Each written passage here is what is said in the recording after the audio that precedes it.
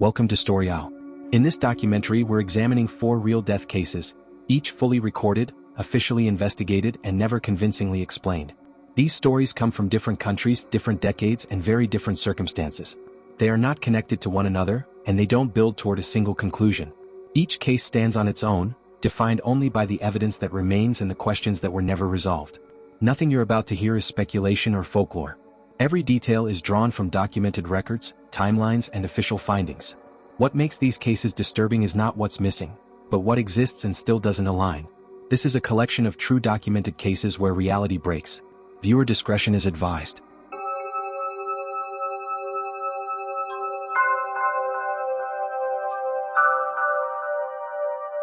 At 7:50 a.m., a hotel maid knocked on the door of room 2805. Inside, a woman lay dead on the bed, fully dressed, a gunshot wound to her head. No identification, no luggage, no fingerprints, and no record that she had ever existed. How does someone die in one of Norway's most secure hotels, and leave behind nothing at all? This is the story of Jennifer Fairgate, known as the Oslo Plaza Woman. The Oslo Plaza Hotel dominates the city skyline. Completed in 1989, it was the tallest building in Norway and one of its most exclusive hotels, catering to diplomats, executives, and international guests. Access was controlled, hallways were quiet, and every stay was logged. On May 31, 1995, a woman checked in alone. She registered under the name Jennifer Fairgate, claiming Belgian nationality. She provided an address in Brussels and paid in cash. No passport copy was taken, no credit card was required, and no additional verification was performed, not unusual at the time for discreet foreign guests. She requested room 2805 on the 28th floor, near the end of a long corridor. At check-in, she listed a second guest, a man identified as Lois Fairgate, though no further details were provided. No key was issued to him and he was never seen at the hotel. Staff later described the woman as reserved, well-dressed, and quiet. She spoke little, avoided attention, and appeared entirely alone. She carried no visible luggage. Over the next several days, Jennifer Fairgate left almost no trace of activity. She did not order room service. She did not use the minibar. She did not make outgoing phone calls. She did not receive visitors. Hotel employees recalled seeing her occasionally in common areas, always alone and neatly dressed. Despite staying multiple nights, no bags were ever brought to her room. No suitcase. No handbag large enough to hold clothing or personal effects. Yet she appeared each day in clean, pressed clothes. No one could explain how. On June 3rd, the hotel noticed that payment for room 2805 had not been extended. The front desk attempted to contact the room repeatedly, but there was no response. Following standard procedure, hotel security disabled the room's electronic key card. At 7:44 p.m., the system registered something unexpected. The key card for room 2805 was reactivated, from inside the room. This should not have been possible. No one was seen entering or exiting. No staff member authorized the change. The door remained closed. This was the last recorded activity associated with Jennifer Fairgate. At 7:50 a.m. on June 4th, a hotel maid entered room 2805 after receiving no response. Jennifer Fairgate was lying diagonally across the bed, fully dressed, her shoes still on. She had been shot once in the head. A 9mm semi-automatic pistol lay near her hand. There were no signs of forced entry. No signs of a struggle. The room was orderly. The bathroom appeared unused. The trash can was empty. The minibar untouched. Investigators immediately noticed what was missing. There was no passport. No wallet. No phone. No keys. No makeup, toiletries, or personal belongings. Every clothing label had been carefully removed. Not torn or worn away, cut cleanly from each garment. The gun had no serial number. Her fingerprints did not match any national or international database. The address she provided in Brussels did not exist. No missing person report anywhere in Europe matched her description. The gunshot wound raised immediate concerns. The bullet entered through her forehead and exited the back of her head, an uncommon trajectory for suicide. There was no detectable gunshot residue on her hands.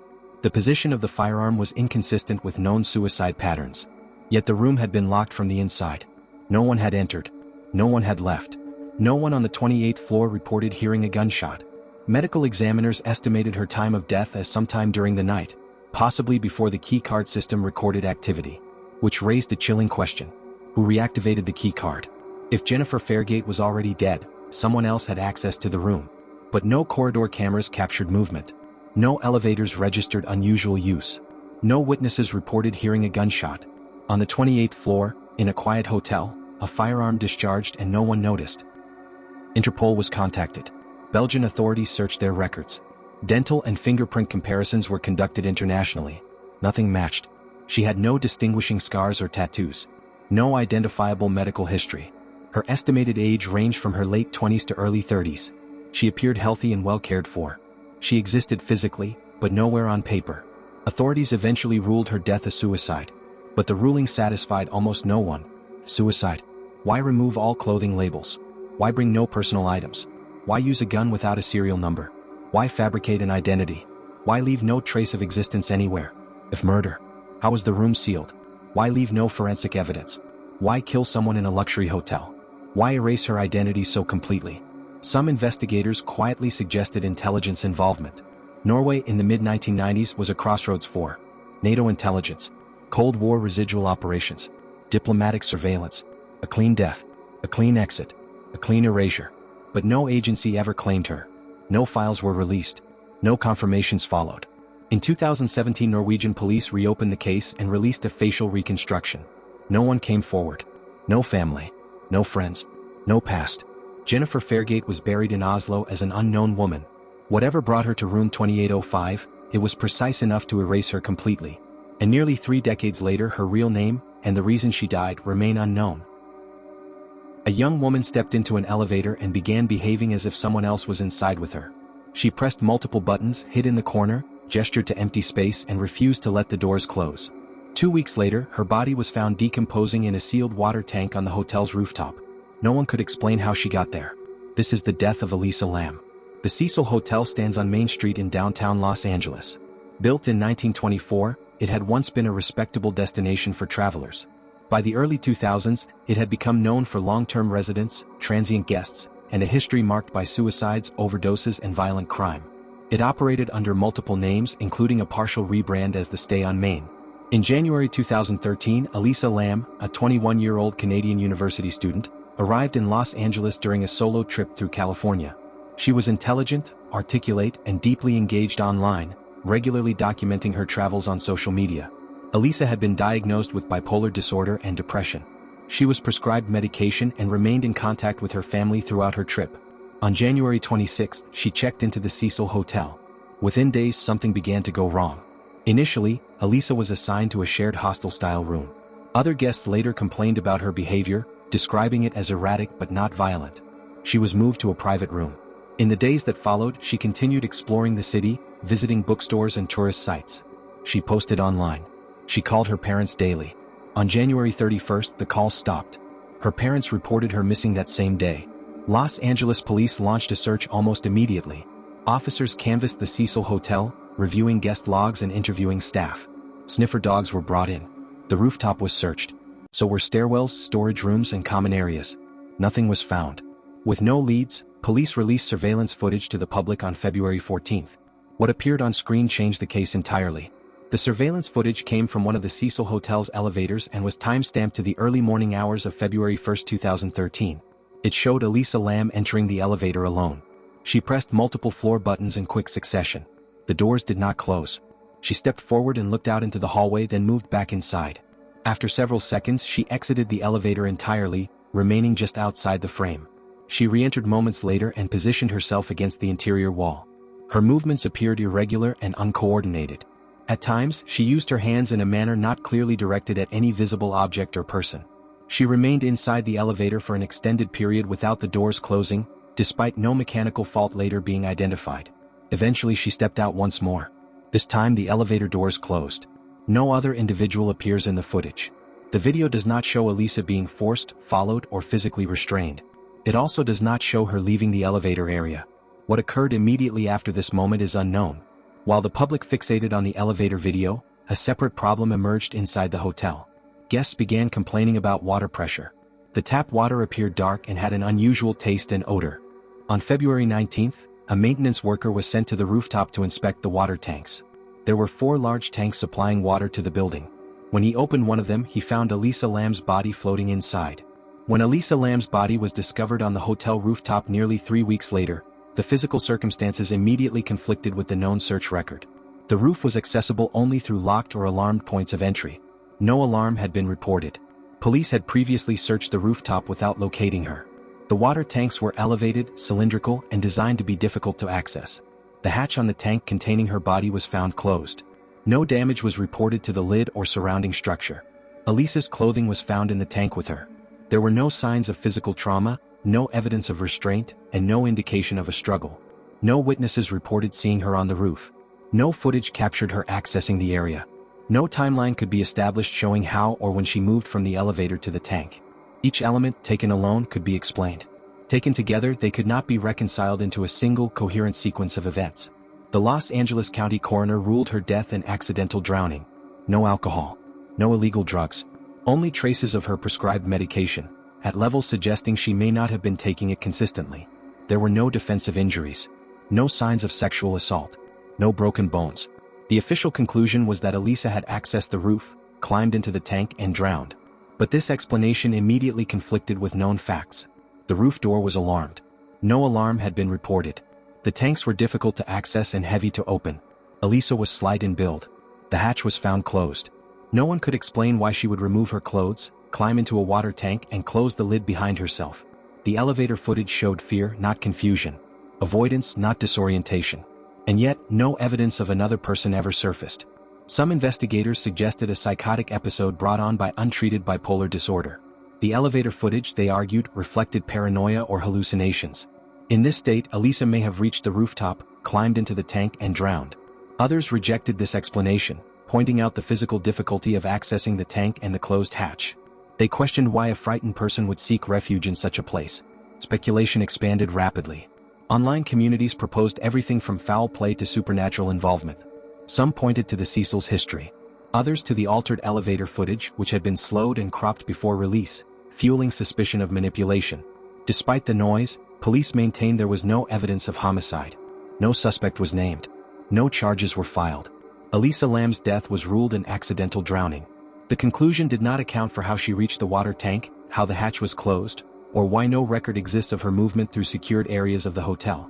It did not resolve the inconsistencies between the elevator footage, the rooftop access points, and the search efforts conducted days earlier. No evidence of criminal involvement was identified. No alternative explanation was formally established. What remains is not a mystery with missing information, but one with information that does not align. The moments between Elisa Lam leaving the elevator and entering the water tank have never been documented, reconstructed, or explained. And without those moments, the case cannot be resolved. Two men were found dead on a hillside overlooking Rio de Janeiro. They were lying side by side, dressed in formal clothing, wearing metallic lead masks over their faces. There were no injuries, no signs of violence, and no clear cause of death. Beside them was a notebook containing instructions. It is called the Brazil lead mask case. Morro do Vintum is a low, brush-covered hill in the city of Niterói, across Guanabara Bay from Rio de Janeiro. In the 1960s, it was a quiet area partially developed, overlooking the city below. Locals used the hill for walking and short hikes. It was not remote, but it was secluded enough that activity could go unnoticed. On August 17, 1966, two men traveled from the city of Campos dos Goitacazes, approximately 280 kilometers north of Rio de Janeiro, to Niterói.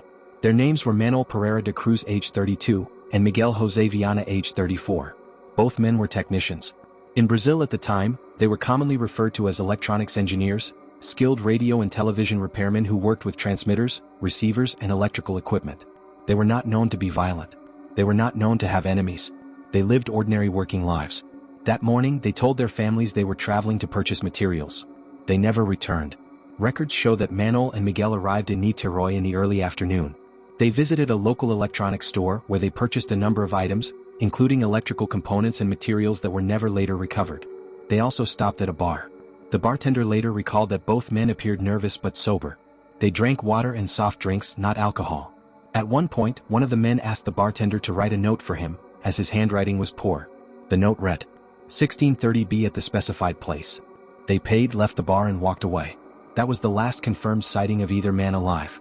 On August 20, 1966, 3 days late, a young boy flying a kite on Morro do Vintum noticed something unusual in the grass. Two bodies lay side by side. Police were called to the scene. Manuel Pereira de Cruz and Miguel José Viana were found lying on their backs, positioned carefully next to one another. Each man was dressed in a suit, overcoat, and formal shoes. There were no signs of disturbance in the surrounding area. Covering their faces were homemade metallic masks roughly cut from sheets of lead. The masks covered only the eyes and upper face, leaving the lower face exposed. Nearby were several personal items. Beside the bodies, investigators recovered a bottle of water, 2 towels, a small notebook, a raincoat. There was no evidence of food, no alcohol, no weapons. There were no signs of a struggle, no defensive injuries, no visible trauma. The bodies showed no external wounds. Inside the notebook was a short handwritten message. Read, 1630 at the specified place. 1830 ingest capsules. After effect protect metals. Await signal mask.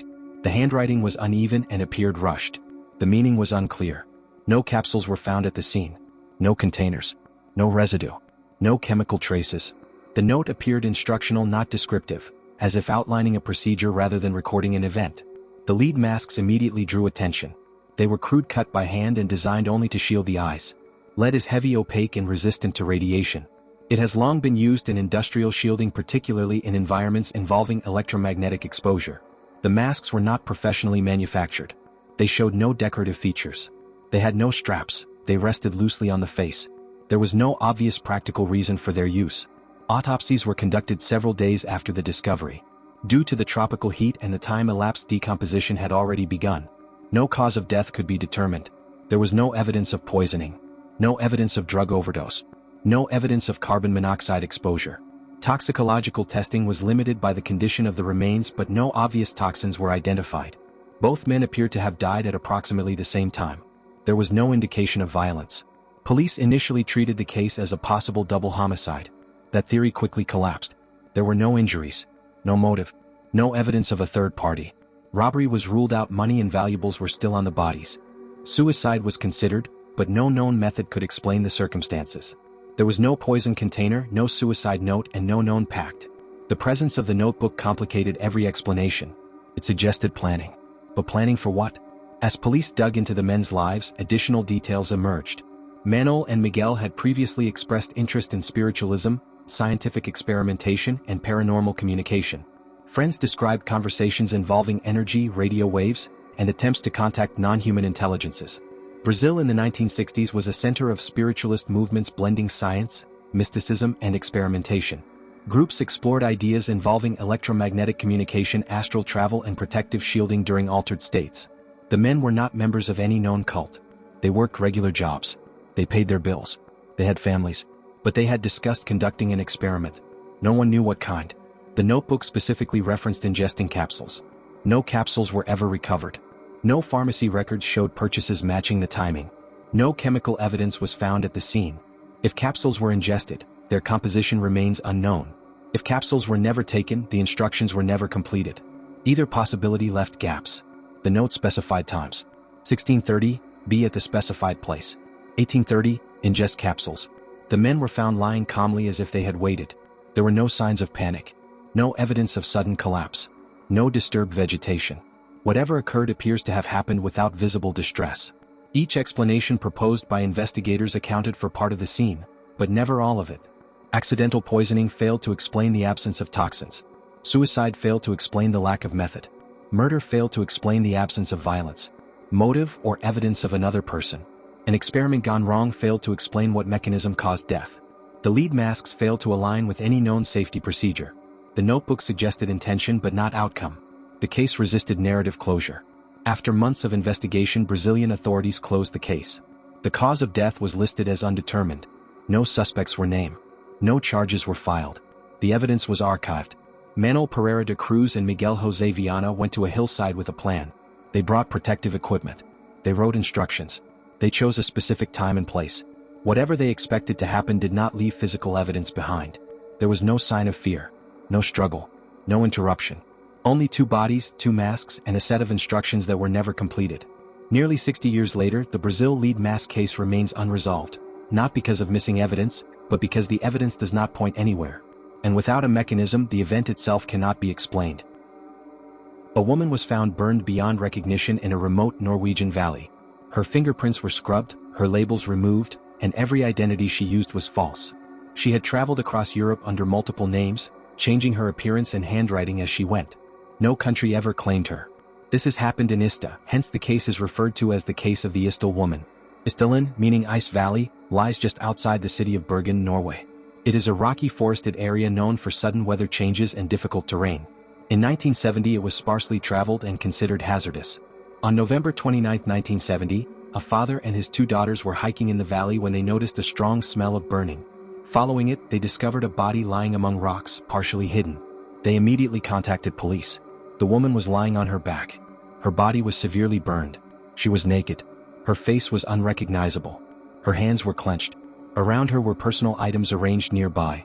Investigators noted that the scene did not resemble an accident. There was no campsite, no evidence of cooking, no indication she had been camping or hiking. The fire appeared deliberate. Police recovered a burned passport cover with the identification pages removed, a plastic bottle that smelled strongly of gasoline, several empty pill packets, a silver spoon, a wristwatch, an umbrella. Her shoes were found nearby, placed neatly. There was no identification, no wallet, no documents. Every clothing label had been removed. The autopsy revealed that the woman had died from carbon monoxide poisoning, likely caused by inhaling smoke. Traces of sleeping pills were found in her system but not at levels considered fatal. Soot was found in her lungs indicating she was alive while the fire burned. There were no signs of violence, no broken bones, no defensive injuries. Her death could not be conclusively classified as suicide or homicide. Norwegian police launched an international investigation. Her fingerprints did not match any known records. Her dental work was unusual but not traceable. Her clothing, when reconstructed from fragments, appeared high quality, fashionable, and expensive. Witnesses estimated her age to be between 30 and 40. She spoke multiple languages. A breakthrough came days later. 2 suitcases belonging to the woman were found at Bergen railway station, left in a locker. Inside were wigs of different colors and styles, sunglasses, makeup, foreign currency, maps with specific locations marked, a notebook, no photographs, no letters, no personal items. Once again, all labels had been removed from clothing. The notebook contained a series of coded entries. Dates and locations were written in shorthand. Each corresponded to a city or town across Europe. Investigators were able to decode the system. The woman had traveled extensively through Norway, Germany, Belgium, Switzerland, and France, using different names in each place. Hotel records confirmed it. Police identified at least 8 false identities used by the woman. Each came with a different name, a different nationality, a different occupation. Hotel staff later recalled her as reserved, well-dressed, speaking with shifting accents. In several hotels she requested rooms with balconies or clear views. In others, she changed rooms shortly after checking in. In at least one instance, staff noted that she paid in cash and declined housekeeping. One of the most unusual discoveries involved her handwriting in hotel registration cards. The woman used distinctly different handwriting styles, even when signing the same false name. Experts later confirmed that the variations were intentional. This was not disguised by clothing alone. It was behavioral. The woman's travel pattern showed no clear tourism motive. She moved frequently. She avoided staying long in one place. She traveled alone. Some of the locations she visited were near military installations or sensitive infrastructure, though this was never officially confirmed as deliberate. No intelligence agency acknowledged involvement. Police quietly considered the possibility that the woman was involved in intelligence work. Her behavior aligned with known tradecraft. Multiple identities, cash payments, disposable belongings, avoidance of personal connections. However, no conclusive evidence tied her to any government or organization. The Cold War context was noted, but no files were released. In the days before her death, the woman was seen in Bergen. Witnesses recalled her walking alone, well-dressed, appearing calm. One shopkeeper remembered her purchasing rubber boots, an unusual choice given her otherwise formal clothing. No one reported distress. No one reported fear. Despite international cooperation, no real identity was ever established. No family came forward. No missing person matched her profile. No government claimed responsibility. The investigation was unconcluded because the evidence was designed not to lead anywhere. Her real name, her purpose, and the reason for her death remain unknown. If you've watched through to this point, thanks so much for staying with us. And if you want more real cases that make no sense, consider subscribing. Until then, stay curious and stay safe out there.